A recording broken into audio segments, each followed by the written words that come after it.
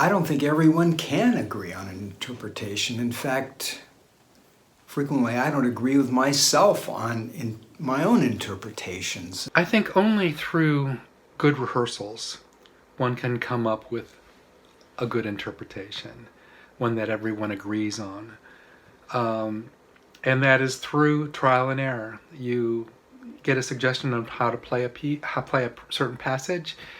You play that way as an experiment, then there's discussion, play it a different way, etc., then you come to a conclusion. When you think about it, whenever you go on stage, you're playing in a different hall, you have a different set of circumstances, the audience is different, you may be feeling completely different, you may have read a fantastic book that is kind of influencing the way you're thinking and it's influencing your imagination. So things from performance to performance are going to be different. And that makes your colleagues have to react also in a different way. And so the interpretation is changing. If there are different ideas, we try one for a concert and another one for a different concert. Our quartet is very fortunate because we do many concerts in a year, over 100. And because of that, we can experiment on the stage. If after the concert we discuss things and say, well, I don't think this worked that well, and we know we're playing the same piece, maybe 3-4 times in a row in another city, we can say, well, let's try somebody else's concept of this particular passage. And so we can experiment. And I think that's what every musician has to realize, is that it's kind of like a laboratory, the stage. What is wonderful about music is that it's never finished and it's constantly changing as we're constantly changing. And the more we learn, the more we add to our vocabulary and our ideas about possibilities, and our own ability changes, and maybe we hear something really great, and that becomes a new dimension that we strive for.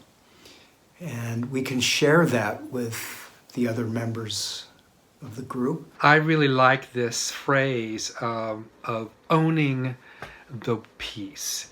And it's really an interesting concept in that when an ensemble works so hard on a piece and they know the nuances of the piece and the crux of it all, and they really are in sync with it interpretively, it's very exciting. And that is a way that, in a sense, is like owning the work. And I understand it's a piece by a composer, and so it isn't your piece, but you interpret it. You know the piece so well, and know how to give it the nuance and the characters that it needs.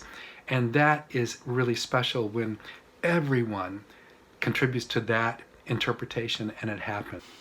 And sometimes when we go back and revisit a piece, we find things that we totally missed.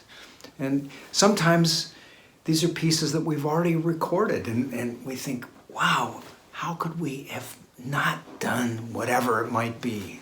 It could be a new dynamic, it could be a tempo, it could be a approach to sound. And that's what I love about